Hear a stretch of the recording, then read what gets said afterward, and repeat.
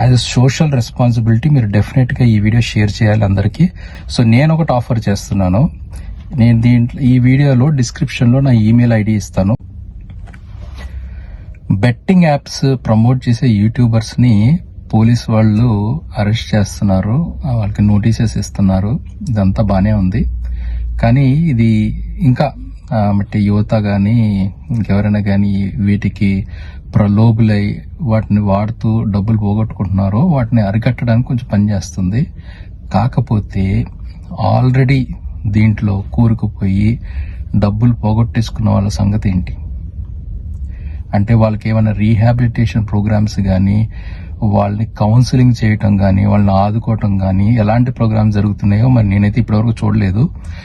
ఇది ఓన్లీ ఎవరైతే ప్రమోట్ చేస్తున్నారో వాళ్ళని టార్గెట్ చేసి ఇది మొత్తం నడుస్తూ ఉన్నది. అది అంతవరకు మంచిదే అది, కానీ ఇది కూడా చూడాలి కదా.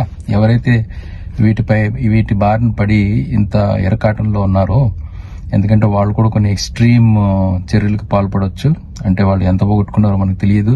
మొత్తం పోగొట్టుకోవచ్చు, పార్షియల్గా పోగొట్టుకోవచ్చు. కానీ దీంట్లో ఉన్న విచిత్రం ఏంటి అంటే, సపోజ్ వాళ్ళు ఏదన్నా ఎవరన్నా బిజినెస్లో డబ్బులు పోగొట్టుకున్నా, లేకపోతే వేరే ఎక్కడన్నా ఇన్వెస్ట్మెంట్ చేసి డబ్బులు పోగొట్టుకున్నా కానీ వాళ్ళు నలుగురికి చెప్పుకోగలరు. ఒరే నీకు డబ్బులు పెట్టాను, నేను మోసపోయాను అనేసి చెప్పుకొని కొంతలో కొంతైనా వాళ్ళ బాధని నలిఫై చేసుకుంటారు. కానీ ఇది అలాంటిది కాదు. ఇది ఎవరికి చెప్పుకోలేరు. నేను బెట్టింగ్లో డబ్బులు పెట్టి మోసపోయానని చెప్పుకోలేరు.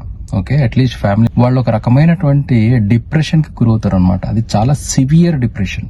అంటే వాళ్ళకి ఎవరు బాధను పంచుకోలేరు, బాధని చెప్పుకోలేరు, ఎవరితో డిస్కస్ చేయలేరు. ఓకే, సో నిజంగా వీళ్ళకి ఒక కౌన్సిలింగ్ అనేది చాలా చాలా ఇంపార్టెంట్.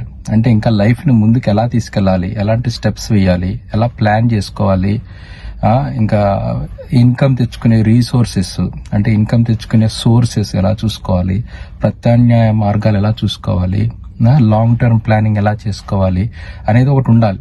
అండ్ మోర్ ఇంపార్టెంట్లీ ఆ బాధను పంచుకునేవాడు ఒకటి ఉండాలి. అంటే వాళ్ళ చెప్పుకొని మళ్ళీ వీళ్ళకి సముదాయించి వాళ్ళకి ఇంకో మార్గాన్ని చూపించి అలా రీహాబిలిటేషన్ చేసుకుంటూ వాళ్ళకి కౌన్సిలింగ్ ఇచ్చుకుంటూ వాళ్ళని మెల్లిమెల్లిగా దారిలో పెట్టి ముందుకు తీసుకెళ్లాలన్నమాట. సో అది చాలా ఇంపార్టెంట్ సమాజానికి. సో నేను ఇప్పుడు ఏమనుకుంటున్నానంటే, నాకు కొంచెం ఒక 25 years వరకు ఎక్స్పీరియన్స్ ఉన్నది in terms of doing businesses కానీ, జాబ్ చేయటం కానీ వాటన్నిటికి. సో నేను ఒకటి ఆఫర్ చేస్తున్నాను. నేను ఈ వీడియోలో డిస్క్రిప్షన్లో నా ఈమెయిల్ ఐడి ఇస్తాను. అలాగే ఎవరైనా కానీ ఇలా డిప్రెషన్లో ఉండి బెట్టింగ్లో డబ్బులు పోగొట్టుకున్న వాళ్ళు ఉంటే ఐఆమ్ కమింగ్ ఫార్వర్డ్. నేను వాళ్ళకి కౌన్సిలింగ్ ఇస్తాను, వాళ్ళకి నేను ప్రత్యామ్నాయ మార్గాలు చూపిస్తాను. And let's see how it works. So కానీ ఈ వీడియో ఇక్కడితో ఆగిపోకూడదు. ఈ వీడియో చాలా మందికి చేరాలి. సో నేను ఇప్పటి వరకు ఇది షేర్ చేయండి అని ఏ వీడియోలో చాలా తక్కువ వీడియోలో చెప్పాను నేను. కానీ ఈ వీడియో మాత్రం డెఫినెట్గా యాజ్ అ సోషల్ రెస్పాన్సిబిలిటీ మీరు డెఫినెట్గా ఈ వీడియో షేర్ చేయాలి అందరికీ. సో అది షేర్ చేసుకుంటూ లైక్ చేస్తూ ఉంటే ఇది వీడియో యూట్యూబ్ వీడియో అల్గారిథం ఏదైతే పనిచేస్తుందో అది బాగా పికప్ చేసి ఈ వీడియో చాలా మంది వరకు చేరవేస్తుంది. అప్పుడు మేబీ ఒక 100 మంది చూస్తే దాంట్లో ఒక్కరైనా కానీ ఇలాంటి బాధితులు ఉంటే వాళ్ళని కాంటాక్ట్ చేస్తే మేబీ నాకు తోచిన సహాయం నేను చేయగలను. సో దయచేసి ఈ వీడియోని డెఫినెట్గా లైక్ చేయండి, షేర్ చేయండి, అండ్ మీ కమెంట్స్ కూడా తెలపండి.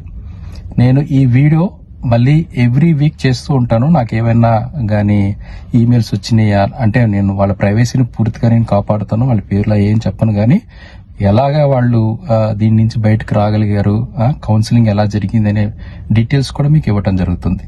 సో ఫ్రెండ్స్, డెఫినెట్గా ఈ వీడియోని లైక్ చేయండి అండ్ ఈ వీడియోని డెఫినెట్గా షేర్ చేయండి అండ్ మీ కమెంట్స్ కూడా తెలపండి. Thank you friends.